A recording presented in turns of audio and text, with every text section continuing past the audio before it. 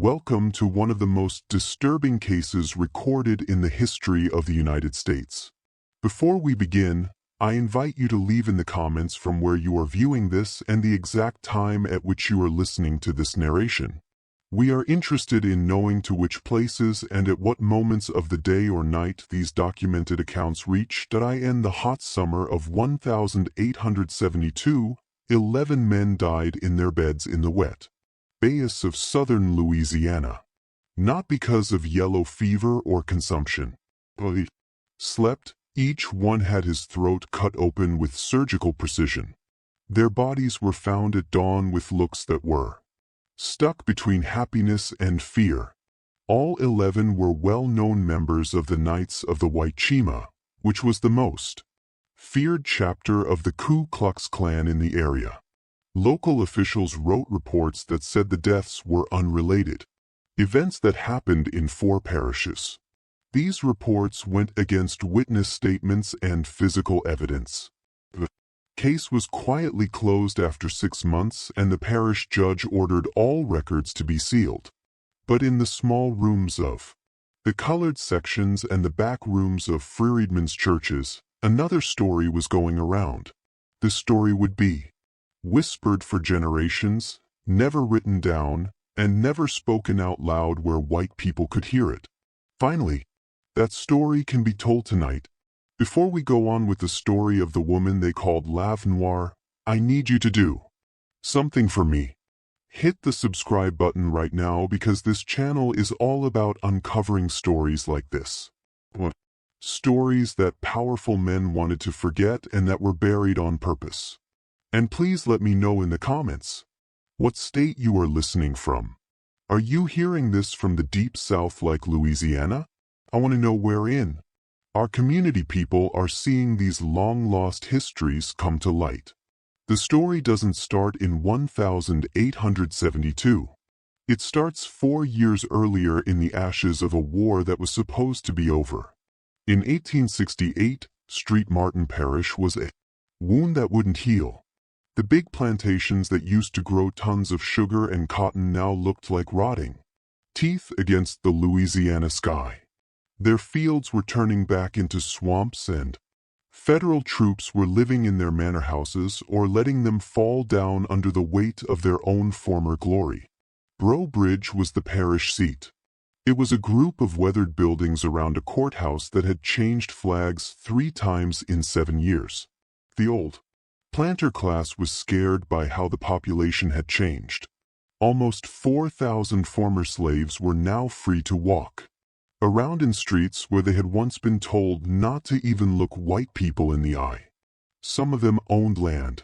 They voted, and Union soldiers and the Freedmen's Bureau kept them safe. They testified against white defendants in court, which was so against the natural order that many longtime residents called it an apocalypse, the end of civilization itself. As a result, the Knights of the White Chima came together from the ashes of Confederate veteran groups and local militias. The Louisiana Knights were proud of how sophisticated they were compared to their more famous counterparts in other states. They didn't wear hoods or burn crosses. They were lawyers, merchants, former officers, and plantation owners who were trying to save what was left of their businesses.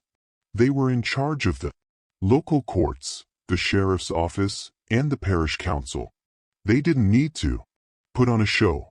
They had power. Their plans were precise.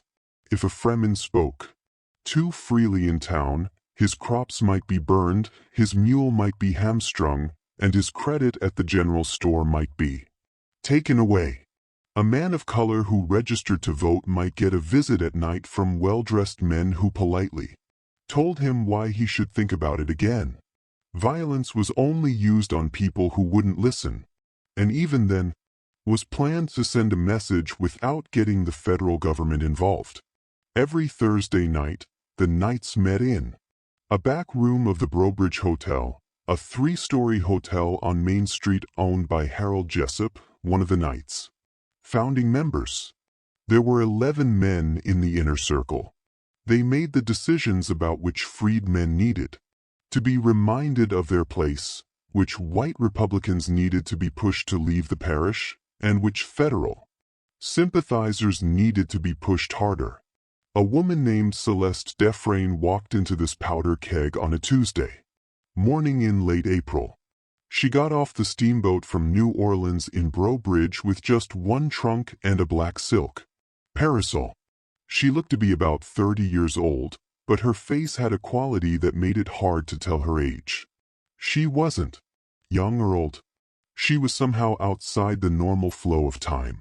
Her skin was the color of café au lait, which is a color that can mean anything from Creole aristocracy to mixed parentage from a dozen different places in Louisiana. She wore expensive mourning clothes that needed a skilled seamstress and fine fabric to make, which showed her wealth and status. She paid for a room at the Breaux Bridge Hotel a month in advance with gold coins that she counted out one by one on Harold Jessup's front desk. Her French was perfect, and her English had a Parisian accent that the locals found interesting. She said she was the widow of a French merchant who died in New Orleans during the yellow fever outbreak of the summer before last.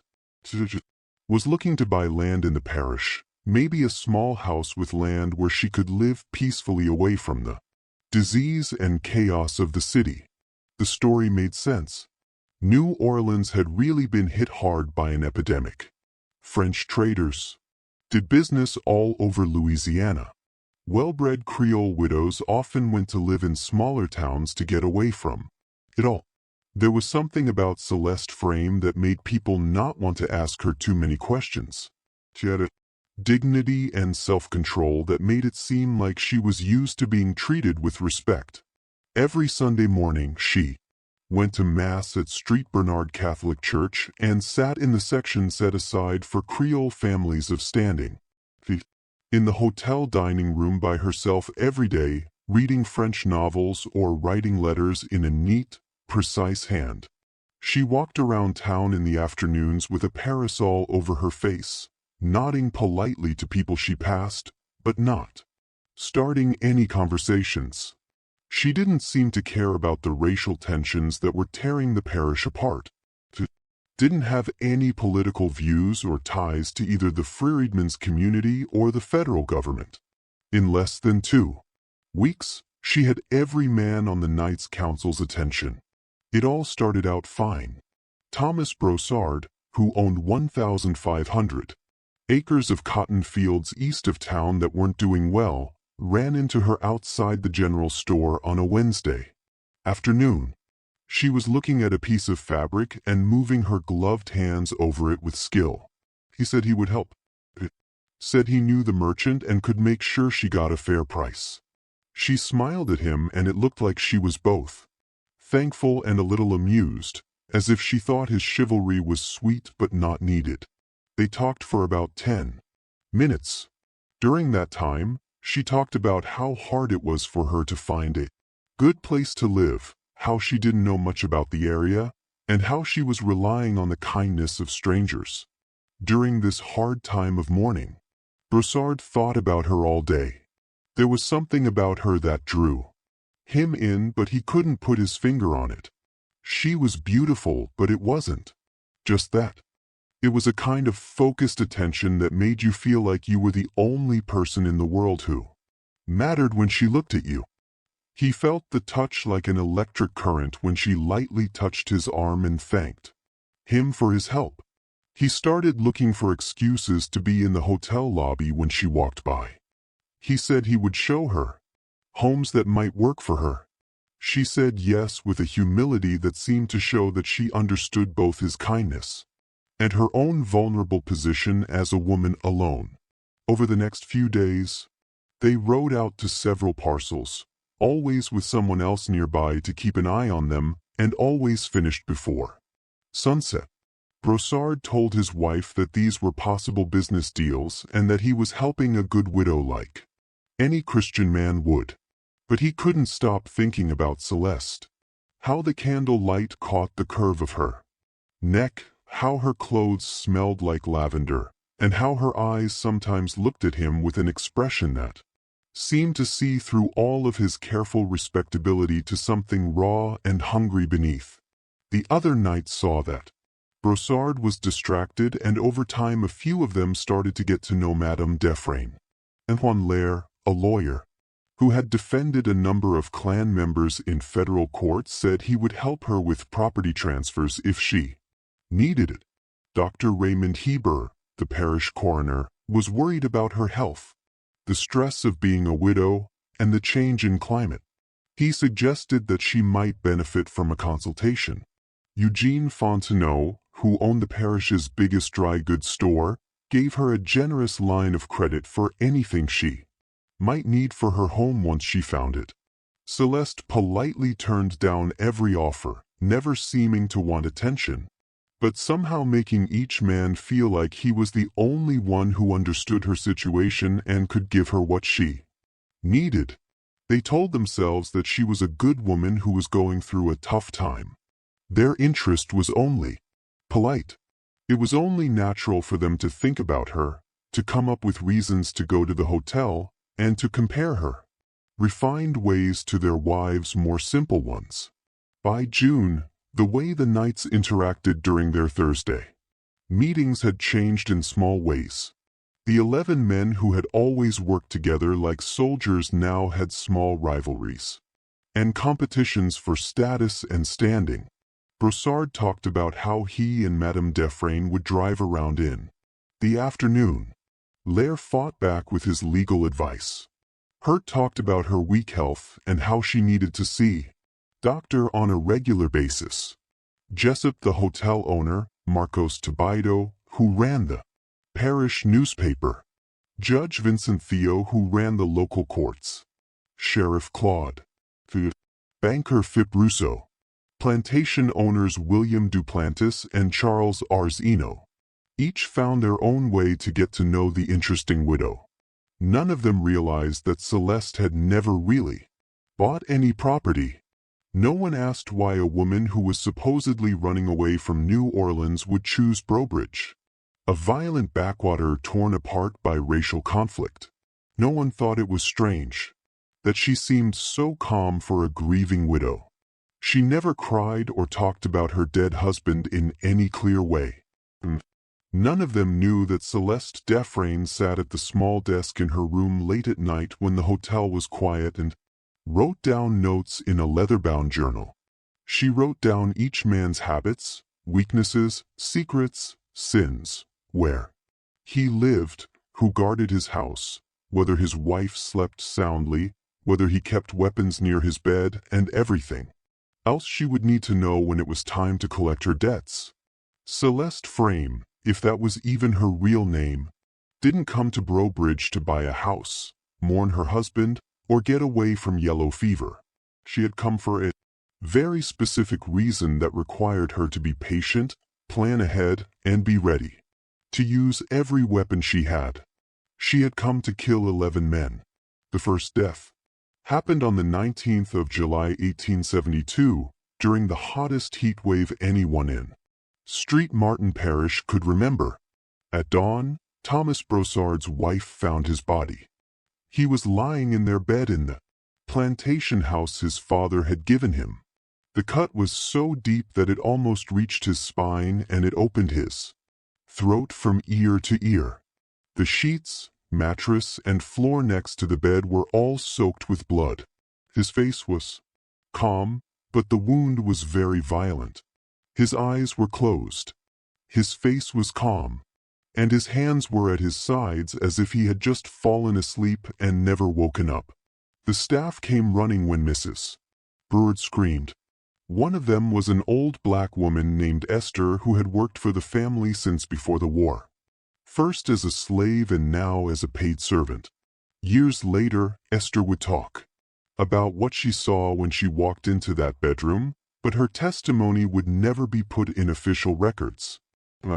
Just the body or the blood, but something else that didn't make sense, and she knew right away that she should never tell white people about it. There were 2 empty wine glasses on the nightstand.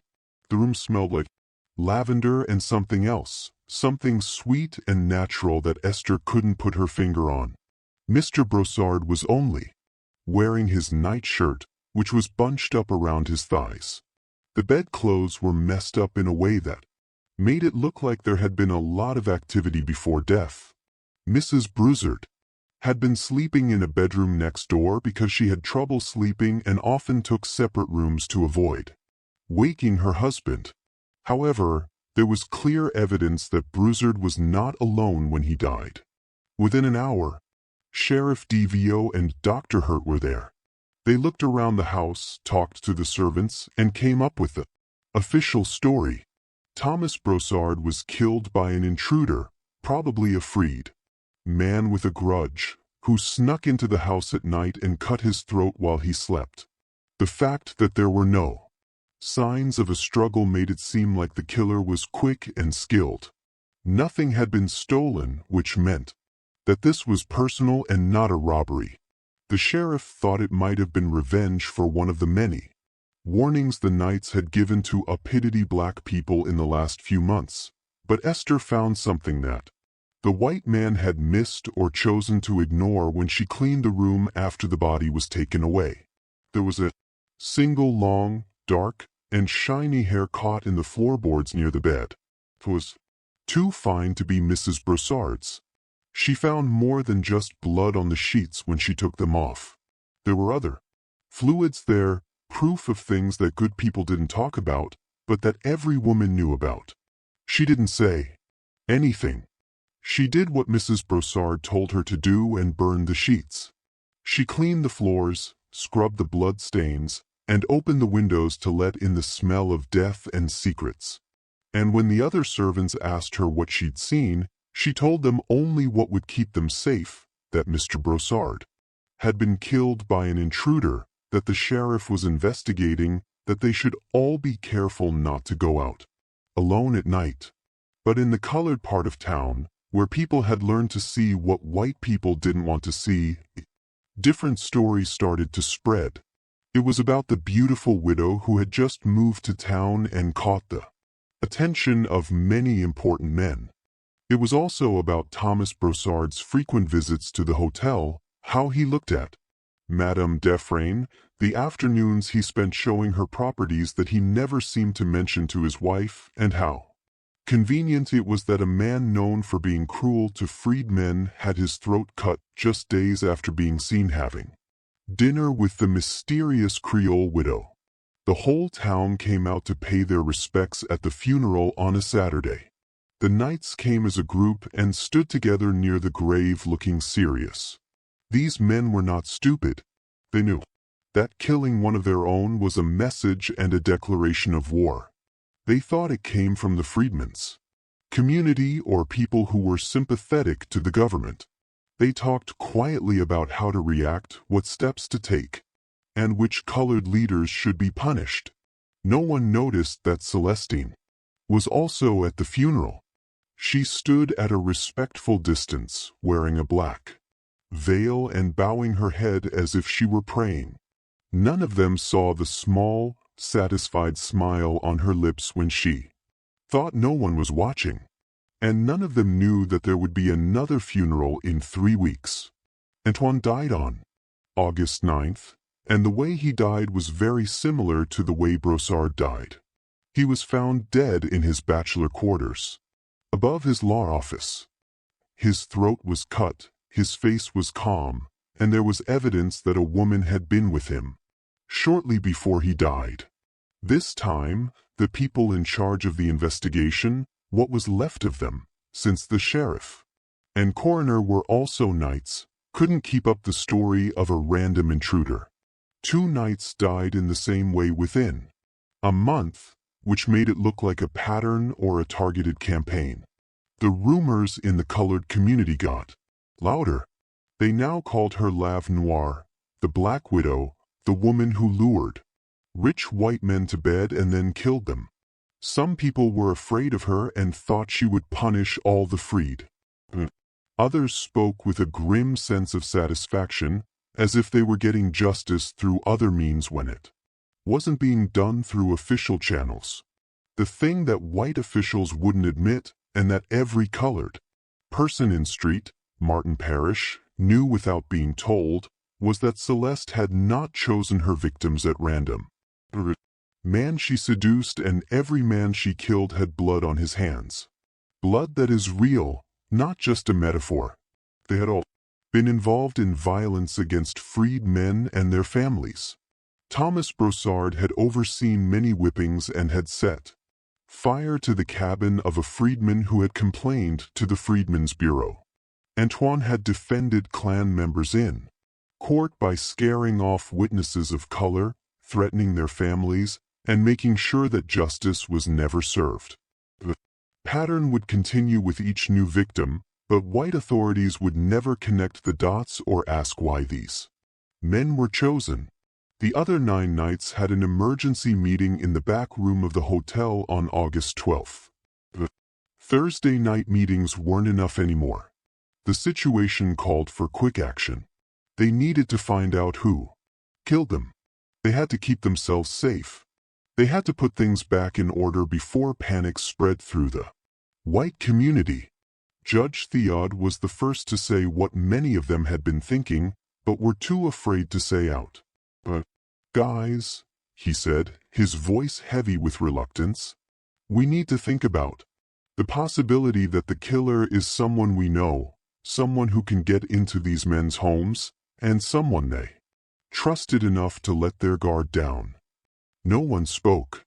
Everyone got the hint. Brossard and Lair had been killed in their own beds, probably without a fight, and after having sex. They had to let the killer into their private space, and they couldn't be scared by the person's presence. "A woman," Dr. Hurt said softly. "It would have to be a woman." They looked at each other in horror as the pieces fell into place. A lovely woman who just moved to town. A woman who, in some way, had caught the eye of every man in the room. A woman whose background was strangely unclear based only on her own testimony and the fact that her story made sense. Sheriff Dudvowo said, "Madame Defrain, dear God, it's Madame Defrain." But even as they came to this conclusion and started talking about how to look into her, how to prove her guilt, and how to arrest her without causing a scandal, they had a huge problem. They had all been alone with her at some point in ways they hadn't even told themselves. Each of them had been seduced by her. They had secrets they didn't want to get out, like going to her hotel room, giving her gifts, and making promises. They looked into her, they would have to look into themselves, which would be too much trouble for them. And underneath there, fear and anger was another current that none of them would admit to. Fascination. Even now, even though they knew what she might be and what she might have done, a lot of them couldn't stop thinking about her. They couldn't stop remembering how she looked at them, touched them, and made them feel like powerful men instead of bitter remnants of a dying world. Before we go further into this dark tale, I need you to understand something. The story is getting deeper and more twisted than anything you've heard before.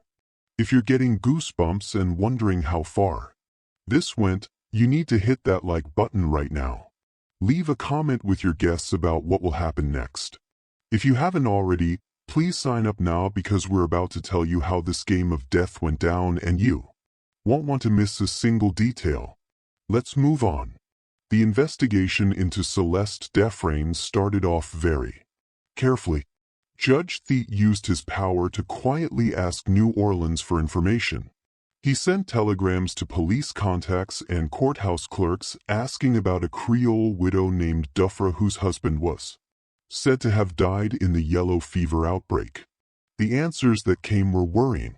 During the epidemic, merchant named Dufresne died in New Orleans. There was no death certificate for anyone who fit that description. Celeste's New Orleans address was a boarding house, and the owner didn't remember anyone named Dufresne. It was as if the woman had come out of nowhere with no real past. At the same time, Sheriff DVO started quietly asking hotel staff and shopkeepers questions.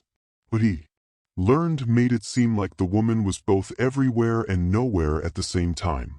She went to church, bought normal things for her home, and kept regular hours. But no one could say they really knew her. The only people who came to see her were the knights who had called on her. She had no friends, no confidants, and no visitors. People found it hard to put into words what it was about her that made them uneasy. She was always tidy and behaved properly, but there was something about her that made them feel uneasy. The colored workers at the hotel were more helpful, but only when they were asked in private and promised safety. Rachel, a maid, said that Madame Defrain's room had no personal items other than the basics. Letters, no photographs, no mementos of her dead husband. Just clothes, toiletries, and a locked trunk that she never saw opened. It smelled like lavender in the room all the time, even when the lady wasn't there. It was as if she had infused the walls with her. So, Rachel had seen Madame Defrain come back to the hotel very late at night after midnight through a side door, and move through the hallways like a shadow. She had a leather medical bag with her both times. But Rachel couldn't think of any reason why a widow would need such things. The knights put security measures in place while the investigation was going on. People who had families sent them to relatives in other parishes, saying they had to for business. People who lived alone hired guards who were former Confederate soldiers who patrolled their properties. At night, they changed their routines, changed the locks on their doors, and kept loaded guns close by. They didn't go out at night anymore unless they were with other people. They were suspicious of every sound and shadow, and they waited for the next death because they all knew it was coming. Dr. Raymond Hurt was the third person to die. He was found in his medical office on August 27th with his throat cut and his body lying on his own examination table. The situation was almost the same. There were signs of female company. Glasses were present, and he had the same calm look on his face that he did when he died. But this murder had something new that made the survivor's blood run cold. A small piece of paper was stuck to Dr. Hurt's chest with a surgical pen. 2 words, "Remember Baton Rouge," were written in an elegant hand on it. The knights knew right away what the message meant, but the local government and newspapers never would. Dr. Hurt went to Baton Rouge in March 1868 to testify in a federal investigation into Klan violence. A black woman named Sarah Budrow said that a group of white men, including knights from St. Martin Parish, attacked her husband and set their house on fire. Dr. Hurt had said that Sarah's husband died not from injuries caused by the attackers, but from health problems he already had. This lie helped the men who were accused go free. 3 months later, Sarah Budrow was found dead in a rooming house in New Orleans. Her throat had been cut. Robbery was the official reason for the crime, even though nothing was stolen. It was clear from the note that Celeste knew about what happened. It also hinted at a connection to it, a personal stake in seeing Dr. Hurt punished for what he did. But how could she be sure? How could a Creole widow from New Orleans know so much about what the Klan was doing in Baton Rouge 4 years before? The answer came from a place you wouldn't expect. Judge Thiedt looked at old newspaper articles and court records and found out that Sarah Budrow was not alone. When she died, she had a daughter who was about 12 years old at the time. After her mother was killed, the girl went missing. There was no record of what happened to the girl. She had just disappeared into the chaos of Louisiana. After the war, just another lost child among thousands. The judge told the knights about this at their next meeting, which was on a Tuesday night at Jessup's Hotel. They moved the meeting from their usual Thursday time in an effort to break up any patterns. He told them when it happened. Sarah Budrow was killed in 1868. Her daughter went missing. And now 4 years later, a strange woman shows up in Brobridge and starts killing the men who were responsible for that murder and the larger campaign of terror against Friedman. She's the daughter, Jessup said in a voice that was barely above a whisper. God, she's Sarah Budrow's daughter back for revenge. But there were problems with that theory. Celeste looked to be in her 30s, which was way too old to be the girl who went missing in 1868. Unless her entire appearance was a carefully constructed fiction, her age and background and identity, all lies, designed to gain access to her targets. Unless she had spent 4 years planning this campaign, finding out who was responsible, following them to their current locations and getting ready for the part she had to play.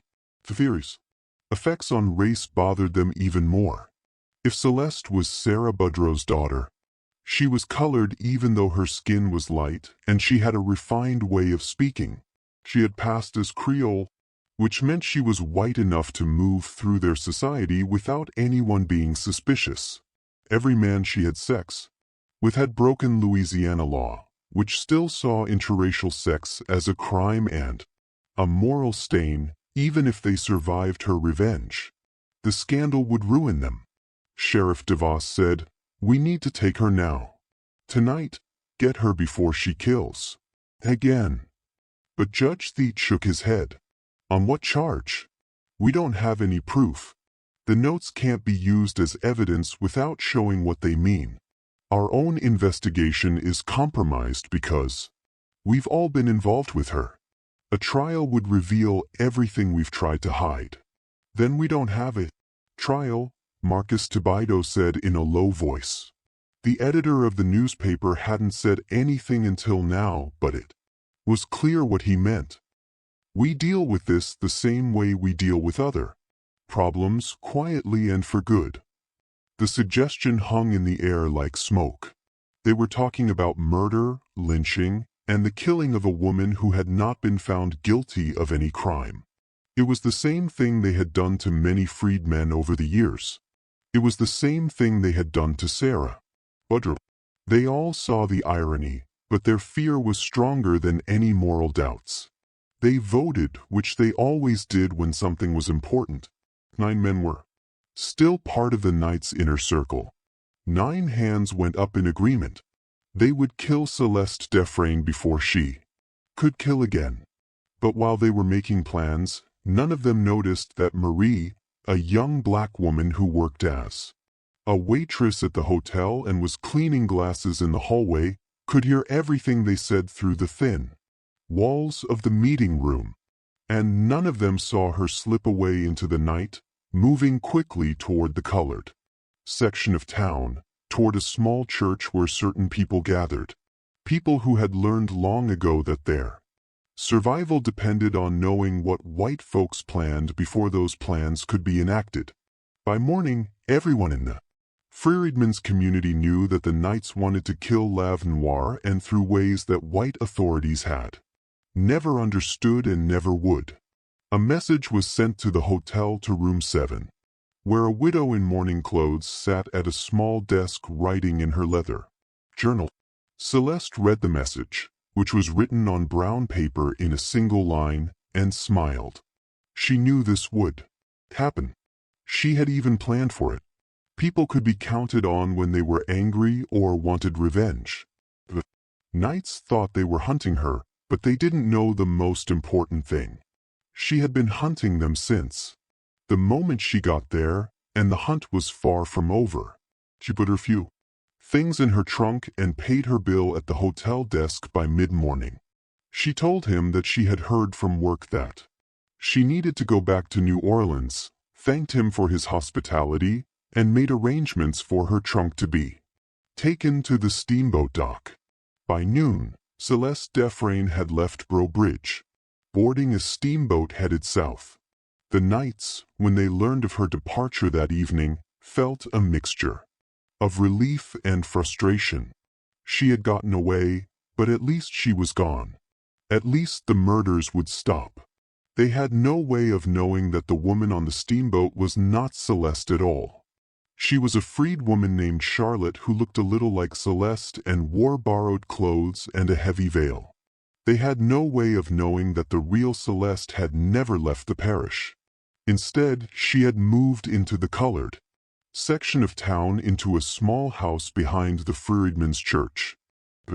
She was welcomed as a sister, an avenger, and the instrument of justice that the law had denied them.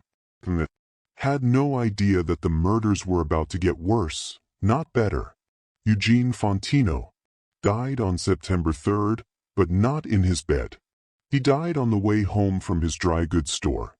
His throat was cut and he was found in his wagon at dawn. His horse was peacefully grazing nearby. The way the body was positioned made it look like he had been traveling with someone, a friend who had waited until they were alone on a dark road before attacking. This was someone he trusted enough to let sit next to him in the dark. The note on his chest said, "Remember the Fontino store fire." In November 1869, 3 freedmen tried to open a competing general store in Breaux Bridge, but Fontino's store wouldn't give credit to black customers. The new store burned down in less than a week. The 3 men had left the parish with their families and no one had ever looked into it. Everyone knew who had set the fire. Now everyone knew how much that knowledge cost. Philip Rousseau, who worked in banking, came next. On September 15th, the clerks found him dead in his own bank when they got there in the morning. Apparently, he had been working late on accounts when he was killed at his desk. The cut on his throat was so deep that blood had splattered all over the ledgers he was looking at. The note talked about a loan he had foreclosed on in 1870, which left a freedman farmer homeless and poor. The foreclosure went against the bank's own rules, but it was allowed because the debtor was black. 5 men died in 2 months. The pattern was clear now, not just to the knights, but to everyone in the parish. Someone was methodically killing the most powerful men in St. Martin Parish. Men who thought they were safe because of their positions and their brotherhood. And somehow, even with all their safety measures in place, like guards, locked doors, and loaded guns, the killer kept getting to them. The federal government, which had mostly stayed out of local matters since the early days of Reconstruction, now took notice. Marshall came from Baton Rouge with orders to look into the murders and see if they were an attack on civilian government that needed military action. Holbrook, the marshal, was a strict man who had fought for the Union and didn't like former Confederates very much. He started his investigation by asking the remaining knights questions. What he found upset him in ways he didn't expect. All of the victims were part of the same group. All of them had been involved in documented violence against freed men. All of them had been killed in a way that suggested close access and personal revenge. The notes found on the bodies mentioned specific crimes that federal investigators had tried and failed to prosecute because witnesses were scared and local courts were corrupt. Marshal Holbrook talked to dozens of people, both white and black, men and women, people who lived there and people who had just moved. He looked at crime scenes, read coroner's reports, and studied the pattern of the attacks. Slowly he put together the story of Celeste Defrain, the mysterious widow who had seduced and killed at least 3 of the victims and maybe all 5. But when he looked for her, he found out she was gone. The Steamboat Manifest showed that a woman who fit her description had left for New Orleans. But the authorities there had no record of her arrival. She had just vanished as if she had never been there. Then Holbrook did something out of the ordinary. He started talking to people in the freedmen's community, not as suspects, but as possible witnesses. He talked to church leaders, women who ran boarding houses, and men who worked as laborers and craftsmen. He made it clear that he wanted to see justice done, not to protect white criminals. And over time, people started to talk. They told him about Lave Noir, the Black Widow, but none of them said they had seen her in person. They told him about the notes that had gone around the community, but were from someone who knew things that only a free person would know, like the specific crimes that each victim had committed. They told him about Sarah Budrow's daughter, but no one knew for sure where she was or what she looked like now. And Isaiah, an old freed man who had worked as a carpenter before the war and was now a deacon in the church, told him something that completely changed the marshal's mind about the case. Isaiah said, "You're looking for one woman, one killer, but that's not how it works. Do you really think one person could go around this parish killing white men and not get caught? Do you really think one woman could know everything she needed to know and be in all the right places without help?" Holbrook leaned forward. "What do you mean?" "What I'm saying," Isaiah said carefully, "is that justice is a heavy burden, too heavy for one person to carry alone. I'm saying that when the law fails people, they find other ways, other means. And I'm saying that maybe you should stop looking for a single killer and start asking yourself why no one, not one colored person in this entire parish, has given you any information that would help catch her. Why we all seem to have gone blind and deaf when it comes to Lav Noir. It was the closest anyone would come to admitting the truth that the freedmen's community was protecting the killer or killers because they thought the murders were not crimes but justice delayed. That what was happening to the Knights was right, needed, and long overdue. Marshal Holbrook was in a situation that was impossible. It could arrest freedmen if he thought they were part of a conspiracy, but that would require military force and would probably lead to the kind of racial violence he had been sent to stop. He could try to get the local courts to prosecute, but those courts were run by the same men he was going after, men who had no moral authority and no credibility with the black community. He could call in federal troops and declare martial law, but that would mean that Louisiana's civilian government had completely failed. He did something that would follow him around for the rest of his career instead. He wrote a report saying that the murders looked like the work of a transient criminal, maybe a woman who called herself Celeste Defrain. She had since left the area and was now wanted by the federal government. He told the other Knights to be careful, but he also said that without witnesses or physical evidence, it was unlikely that further investigation would lead to any new information. He then went back to Baton Rouge, leaving the parish to take care of itself. Jessup, Thibodeau, Judge Theo, Sheriff Dvo, Duplantis, and Ars Eno were the only Knights left. They knew that the federal government had left them behind. They were alone, up against an enemy they couldn't see or find. And all they had to protect them was their own resources and fading courage. They made their homes into strongholds, hired more guards, bought more weapons, and only went out when they had to.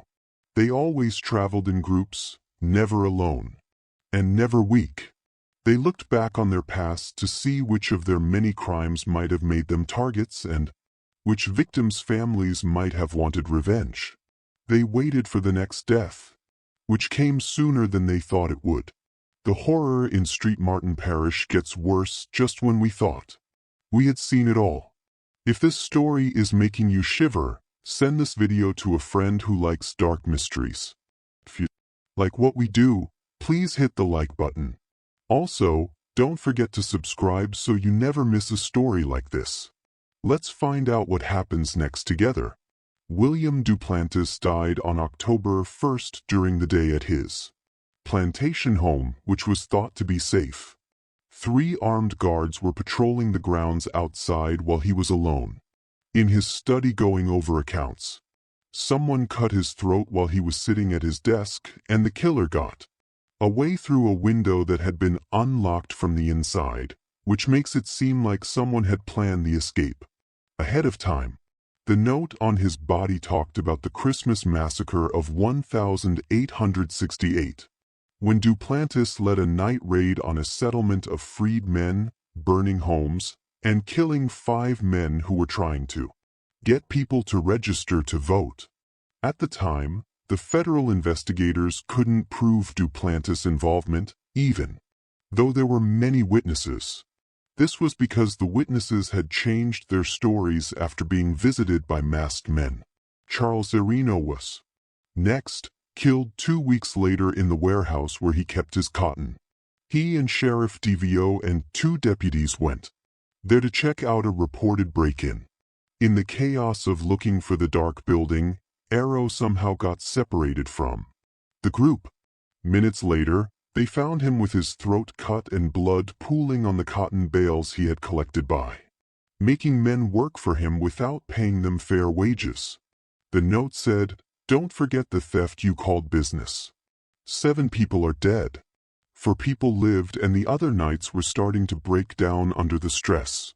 Marks. Tibaido stopped publishing his newspaper, saying he was sick. But really he was hiding out in his house, drinking a lot, and jumping at every sound. Judge Thete moved his family out of the parish completely and started doing business from Baton Rouge. He only went back to Breaux Bridge for court sessions and never stayed the night. Harold Jessup had to close his hotel because he couldn't keep it open when no travelers would stay in a building where several murders had happened. Sheriff DeVay was the only one who kept up with his normal schedule. He now traveled with 4 armed deputies at all times and slept in the parish jail instead of his own home. He felt like he had to keep some order as the nominal head of law enforcement, even though he knew he couldn't stop the killings. Everyone else missed the pattern, but DeVio saw it. He was going over the dates of the murders and marking them on a calendar when he realized they weren't random. There was a strict schedule for each death, with each one happening exactly 2 weeks after the last one. This made it seem like the killer was planning and controlling the deaths instead of taking advantage of them. The next death would happen on October 29th. If the pattern held, he told the rest of the Knights leaders about this. Just himself, Jessup, Tibaido, and Judge. They met in jail in a cell with bars on the windows and guards at the door. It was the only place they felt a little safe, Jessup said. "She's playing with us," his voice rough from whiskey and not sleeping. "She wants us to know when it's coming. She's trying to drive us mad with waiting. Then we use it," DeVio said. "We know the date. We get ready. All 4 of us stay together in a safe place with armed guards. We make ourselves impossible targets." The pattern. They came up with a plan. They would meet in the parish courthouse on October 28th. The courthouse was built like a fortress with thick walls and few ways to get in. They would bring food and supplies for a few days and enough armed men to keep the area safe. They would wait until the deadline together. And when November came and no one else died, the killer would lose his psychological edge. It seemed like a good idea, a way to get some control. But they didn't know they were doing exactly what the killer wanted them to do. While the Knights were making plans for their defense, something else was happening in the freedmen's community. Women came together in the church, supposedly for prayer meetings. Men gathered tools and materials that they said they needed to fix buildings. People came and went, bringing messages, moving supplies, and making a communication network that white authorities couldn't see. In the little house behind the church, Celeste, that was still her name, met with a group of people who had been helping her from the start. The hotel maid, had heard the Knights' plans and told them to her. Charlotte was the woman who pretended to be Celeste on the steamboat. Isaiah, the deacon who had sent Marshal Holbrook's investigation in the wrong direction, was there. There were others, men and women who had lost family members to the Knights' violence and were still hurting and carrying their own scars. They had been waiting for this moment for years. Think they're going to hide out in the courthouse, Celeste said. They think they can wait us out. They don't get that this was never about timing or opportunity. This was always about justice. And justice doesn't stop just because they hide behind walls. She opened up a map of Bro Bridge and marked places and routes.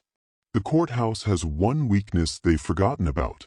When they renovated it in 1867, they added a coal chute for the heating system. It runs from the basement to the street, covered by a grate that can be opened from outside.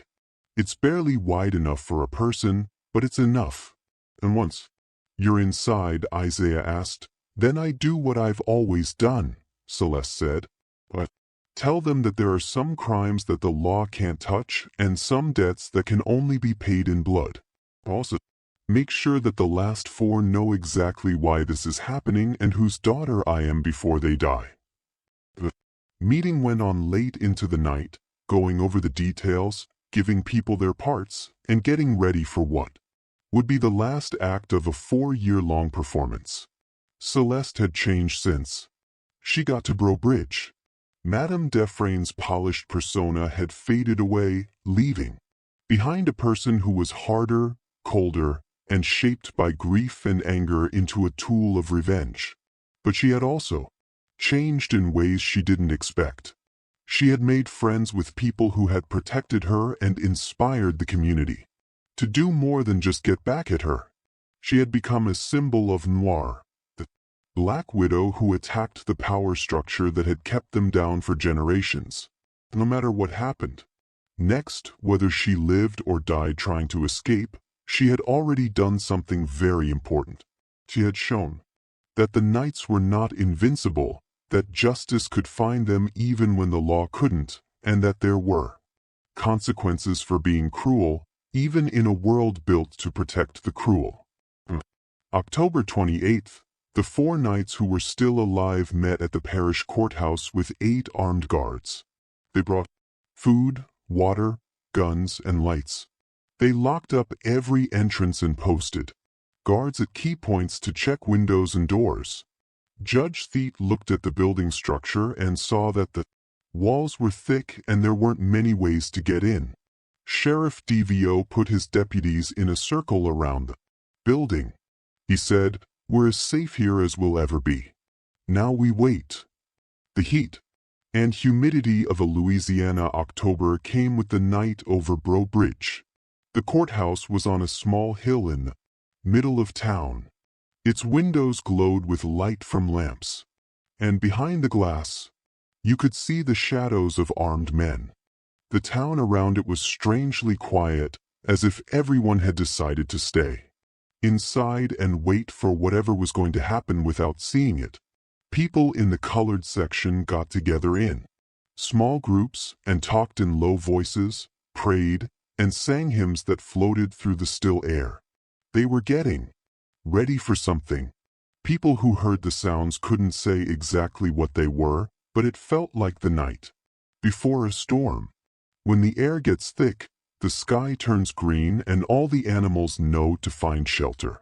Celeste came out of the house behind the church at midnight. She was now wearing dark, practical clothes that let her move around freely. They were nothing like the fancy dresses Madame Dufresne wore. She had a small bag with the tools she would need. Her hair was pulled back tightly and her face was set in a determined look that made her look both younger and older than her years. She was a woman who had lost her childhood to violence and had spent her adult life getting ready to answer it. Isaiah walked with her for a while along with 3 other men who were keeping an eye on things. They stayed away from main streets and took back alleys and yards, following the paths that black people had learned over the years to avoid white people. Isaiah held her arm tightly when they got to the edge of the town square. "You don't have to do this," he said. "You've already done more than anyone could ask. You've shown them they're not above justice. That be enough." Celeste looked at him with eyes that showed no mercy, no forgiveness, and no doubt. "My mother died begging them for mercy. Did they show her any? Did they think about whether revenge against her was enough? Or did they take everything? Her husband, her home, her life, her daughter's future. This ends when? They're all dead. Isaiah, not before. She pulled away and moved into the darkness toward the courthouse that loomed against the night sky like a monument to the very injustice she'd spent 4 years trying to correct. It was surprisingly easy to take off the coal chute grate, as if someone had already loosened the bolts. Celeste slipped through the hole and fell quietly into the basement of the courthouse. The room was dark and full of old furniture and records. The air was thick with coal dust and dust. She waited, letting her eyes adjust, and listened for any sign that someone had seen her come in. Nothing. The guards were all watching. The main entrances, which were the most obvious places to get in. No one was thinking about the coal chute, which hadn't been used much since the renovation. She moved quietly through the basement, knowing where the stairs to the first floor were. This was the risky part. The layout of the courthouse didn't have many good hiding spots, and the guards were on the lookout for trouble. But Celeste had some advantages that they didn't see coming. She knew exactly where every squeak in the floorboards was, which hallways had the darkest shadows, and where the guards would be based on standard security procedures because she had talked to Marie and other people who cleaned the building. More importantly, she knew that the nights would be together, probably in the main courtroom or Judge Feet's chambers, where they would stay together to keep each other safe. There would be guards at the doors, but they probably wouldn't think that someone would attack from inside the building. They thought the threat would come from outside, like a mob of angry freedmen or a direct attack.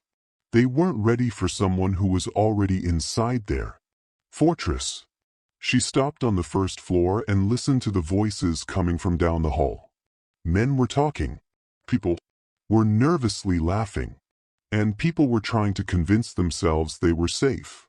The sound led her to the courtroom, where lamplights shone through the closed doors. Celeste looked in her bag to make sure everything she needed was still there.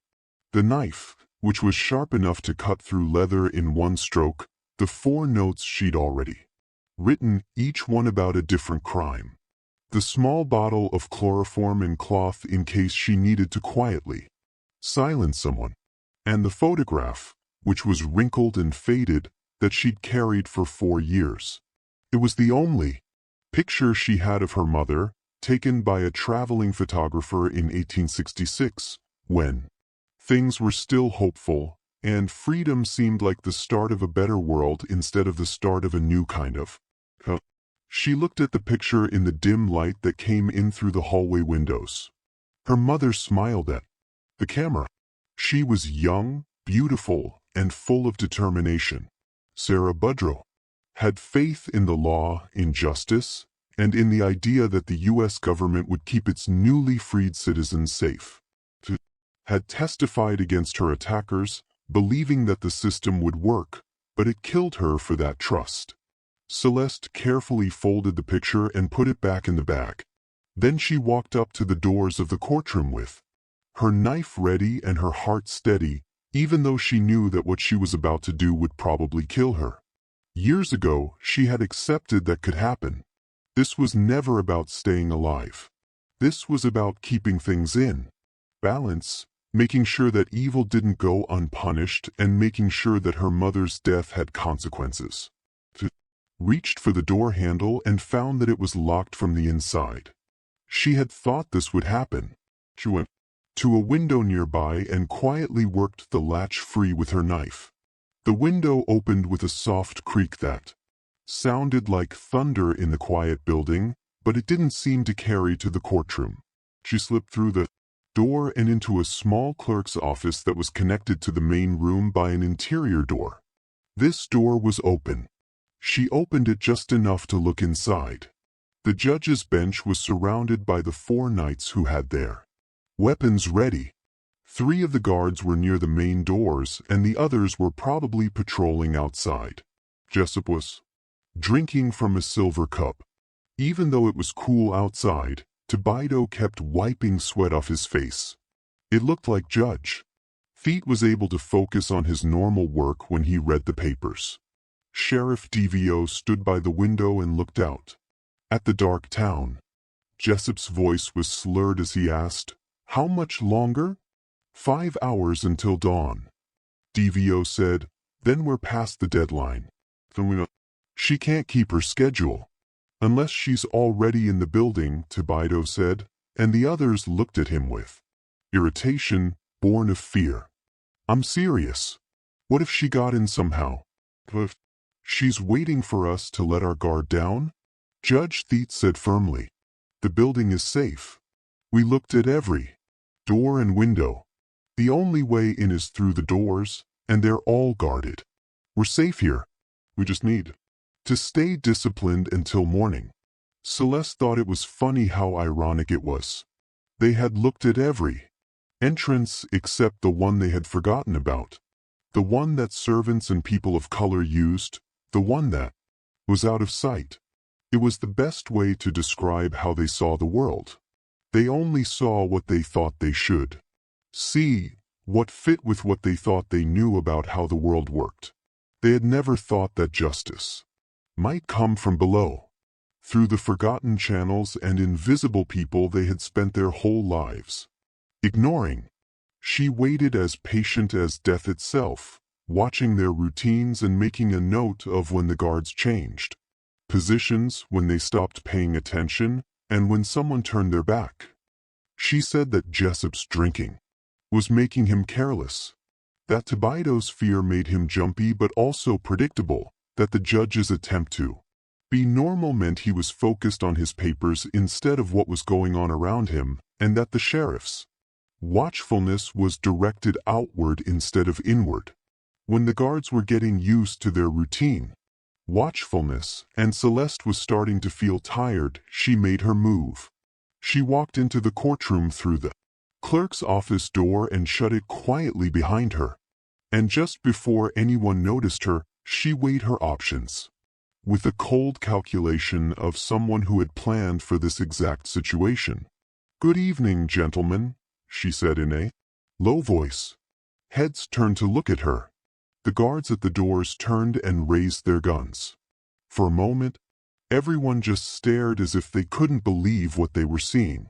"Madame Defrain," Sheriff DeVio said at last. Should I call you something else?" "My name," Celeste said, "is Josephine Boudreau. I am the daughter of Sarah and Marcus Boudreau, who you murdered in 1868. I have come to collect the debt you owe my family." She said it calmly without rage or drama, simply stating a fact. At that moment, the other knights knew they had seriously underestimated this woman. She wasn't crazy or hysterical. She was focused, planned, and completely in charge. She had walked into their stronghold, past their guards, and into the middle of their defensive position. She stood in front of them, unarmed and not scared. Because she had already won.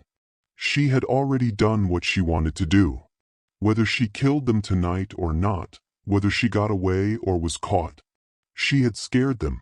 She had shown them that justice would find them, even if it took a long time. "Guards," Judge Thiedt said, "arrest her. Take her into custody." But the guards didn't move right away. The woman in front of them was so sure of herself and not afraid that they didn't want to go near her.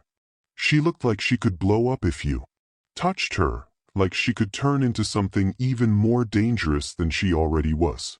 Josephine said, "You can try to take me. You can shoot me, arrest me, or drag me to a cell. But before you do, you should know that I'm not alone. I never have been. Everyone in the colored section of this town knows where you are tonight and what I'm doing. If I don't walk out of this courthouse alive, if I don't give the signal that everything went according to plan, they have orders to burn this building down. With all of you inside it. It was a lie, but not a full one. The Freedmen's community knew where she was, and they would definitely riot if she died. But Josephine had not given any such orders. In fact, she had told Isaiah to keep everyone away from the courthouse so that she could deal with the consequences of her actions on her own. The Knights, on the other hand, didn't know that. They only knew that there were a lot more people of color than white people in Brobridge, that racial violence could spread quickly, and that they were trapped in a building that could easily become a tomb. Sheriff DeVio asked, "What do you want?" Josephine said, "I want you to know why you're going to die. I want you to know that this isn't random violence or crazy criminals. This is justice. It's not perfect.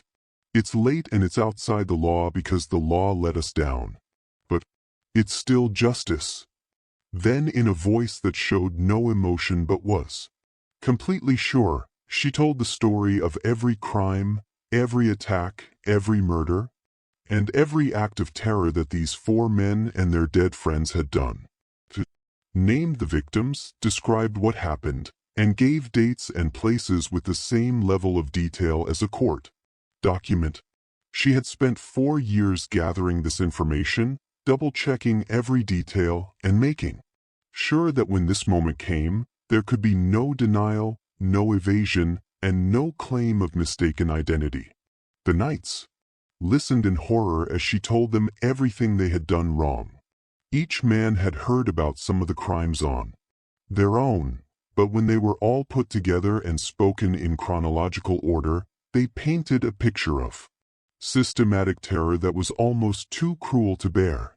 This is what they did. They had made this mountain of pain, death, and destruction with lives ruined, innocent people killed, and families torn apart. Until now, they had never had to face the consequences of what they had done. "You're confessing," Judge Theod said, trying to get things back under control. "Everything you've just said is a confession to multiple murders. We have witnesses." These guards heard every word. Josephine, "Then arrest me. Put me on trial. Let me testify in court about everything. I just said, let me call witnesses from the freedmen's community.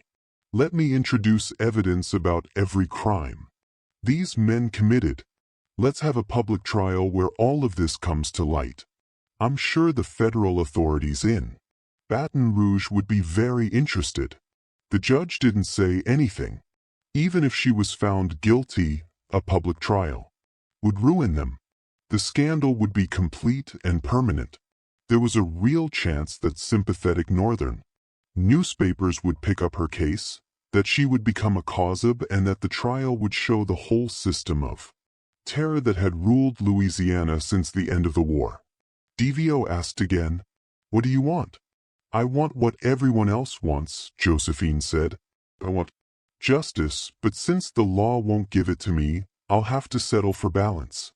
7 of you are dead and 4 of you are still alive. I'll make you an offer, but I don't expect you to accept it.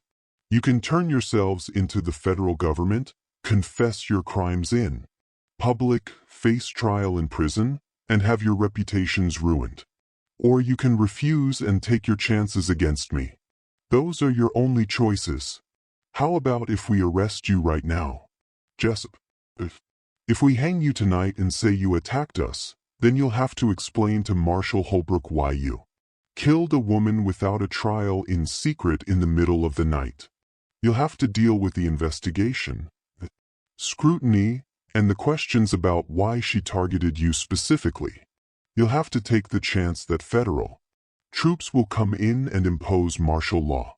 And you'll have to live with the fact that the freedmen's community will eventually get their revenge one way or another, now or 10 years from.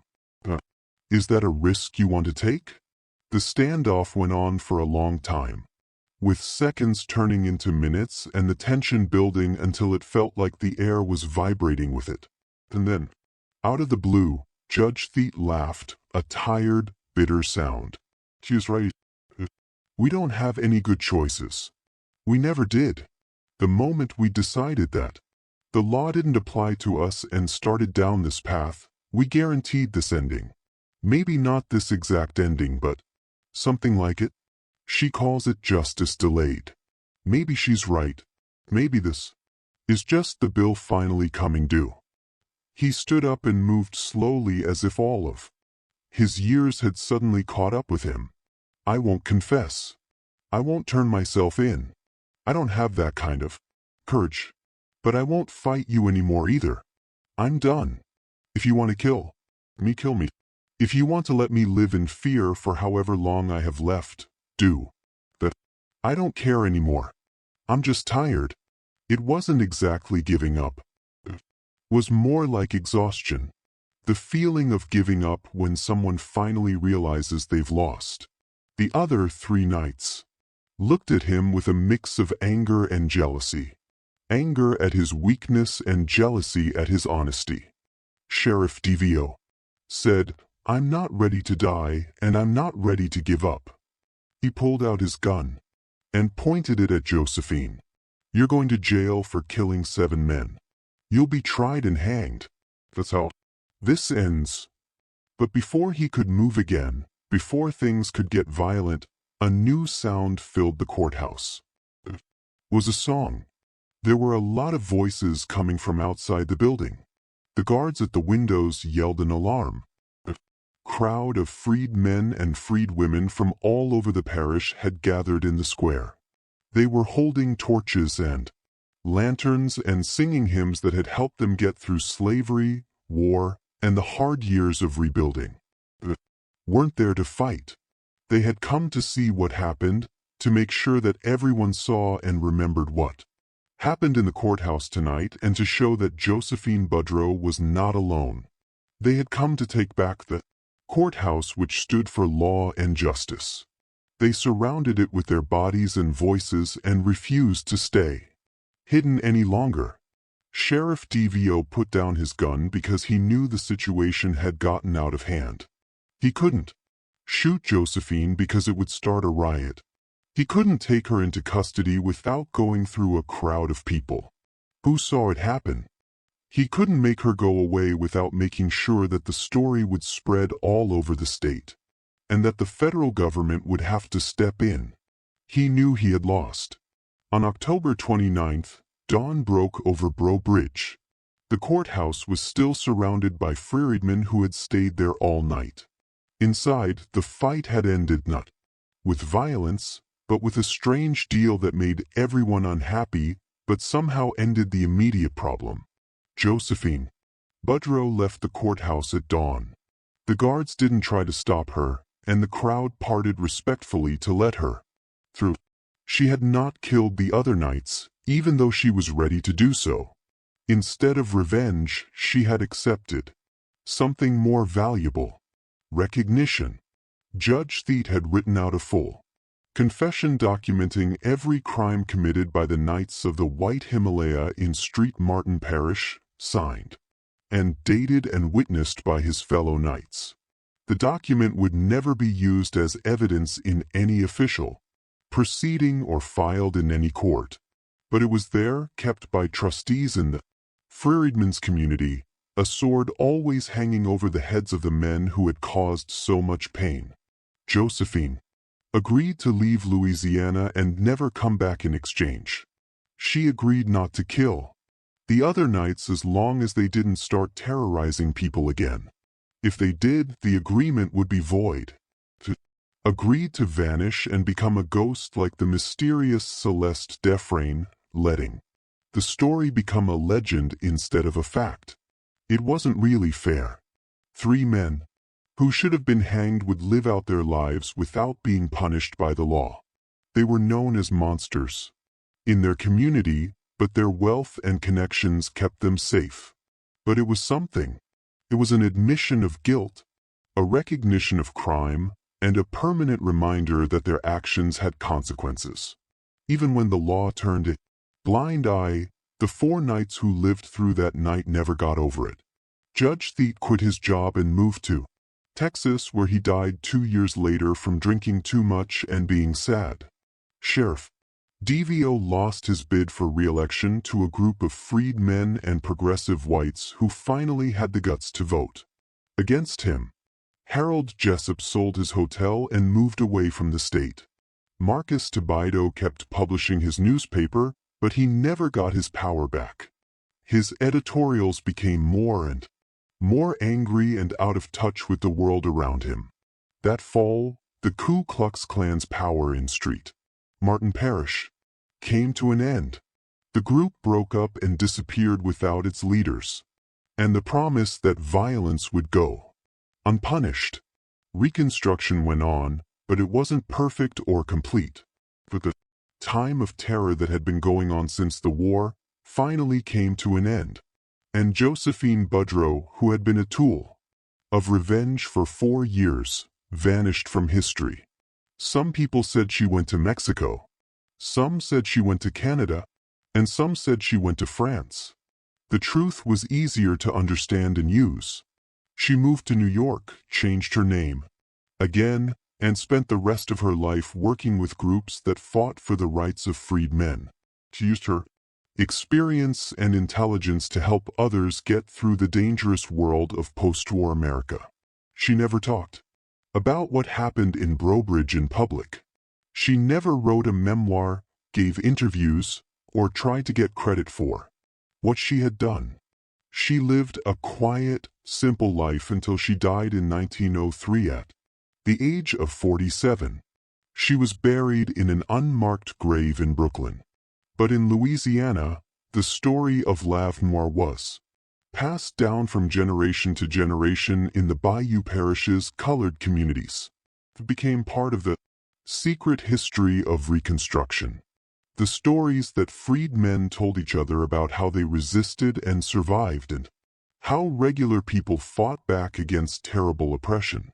Over time, the details changed, got more complicated or simpler, and mixed with other stories of revenge and justice, but the main idea stayed the same. A woman whose family was killed by the Klan got revenge by killing the killers and showing that even the most powerful men could face consequences. Historians would later argue about whether Josephine Budrow was a real person and if any of the story was true. There were official records of the murders, but they said that an unknown attacker was responsible for them and was never caught or identified. There was never any sign of the confession that Judge Thete signed, but oral histories from the 1932s do mention it. There is no record of Celeste Defrain in New Orleans, which means she was either made up or used. Such a deep cover that her real identity couldn't be found. But just because there isn't any proof doesn't mean there isn't any truth. When so much violence was carefully erased from official records, when so many crimes went unpunished and unacknowledged, and when justice for freed men was only a theory, stories like Lave Noire were very important. They told people that they could fight back, that the powerful weren't unbeatable, and that courage, planning, and patience could do what the law and the government couldn't. And sometimes in the stillness of the night, in places where memory is stronger than written history, you can still hear an old truth being passed down from grandmother to grandchild, from elder to youth. There are debts that the law can't settle. Courts can't punish some crimes. There are injustices so deep that they need to be addressed outside of civilized society. And when those times come, when people have to choose between putting up with oppression or fighting back with whatever they have, ordinary people sometimes show amazing bravery. 7 men were killed in the summer and fall of 1872. Their throats were cut and their crimes were finally punished. For lived, but they never got better. And in the shadows of history, a woman named Josephine Budrow found some peace. She knew that her mother's killer had been punished and that justice, even though it was not perfect and was bloody and outside the law, had been done. What do you think about this story? Could this really have happened in Louisiana during Reconstruction? Do you think that Revenge can ever be as good as justice, or does it just keep the cycle of violence going? Please leave your comment below. I read all of them, and now I want to know what you think. If you got this far and this story made you feel something or scared you or made you think about the hidden costs of history, please subscribe to this channel and hit the bell. Send this video to someone who likes dark, true crime and old history. These stories are important. We need to listen to these voices, and together we can make sure they are never forgotten. Thanks for listening, and I'll see you next.